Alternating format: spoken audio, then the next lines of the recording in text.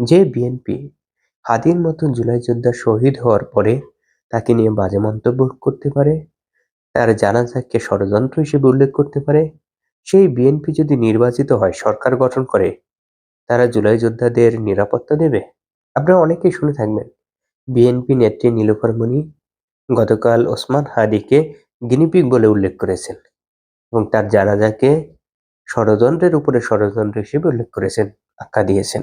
জুলাই আন্দোলনে যারা সম্মুখ সারিতে ছিল তাদের ভিতরে যদি চিন্তা করা হয়, তবে হাদি ছিল সবচেয়ে ফ্রেশ ইমেজের।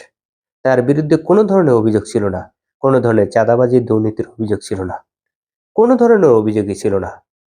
এমনকি সে কোনো রাজনৈতিক দলের সাথেও যুক্ত হয়নি এবং তরুণদের ভিতরে হাদি এবং তার চিন্তার ব্যাপক প্রভাব আছে। তিনি একটি কালচারাল লড়াই শুরু করতে যাচ্ছিলেন।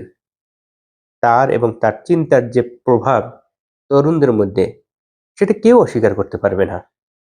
এরকম একজন তরুণ নেতা শহীদ হওয়ার পরে তাকে নিয়ে বিএনপি নেত্রী বাজে মন্তব্য করে, তার জানাজাকে ষড়যন্ত্র হিসেবে উল্লেখ করে। এই বিএনপি যদি সরকার গঠন করে, এই বিএনপি যদি নির্বাচিত হয়, তবে তারা জুলাই যোদ্ধাদের কথা চিন্তা করবে? জুলাই যোদ্ধারা কে কোথায় আছে সেটা চিন্তা করার সময় কি তাদের থাকবে? কি মনে হয়? আমার তো আশঙ্কা হয়, তারা যদি সরকার গঠন করে, বিএনপি যদি সরকার গঠন করে, এই নেতা নেত্রীরা যদি ক্ষমতা পায়, তবে জুলাইতে যারা আন্দোলন করেছে তাদেরকে বিভিন্নভাবে ব্ল্যাকমেল করবে, তাদেরকে নিয়ে খেলবে। এই বিষয়টি নিয়ে জুলাইতে যারা আন্দোলন করেছে, সম্মুখ সারিতে ছিল, তাদের গভীরভাবে চিন্তা করা উচিত। তাদের ভবিষ্যৎ নিয়ে, ভবিষ্যৎ নিরাপত্তা নিয়ে চিন্তা করা উচিত।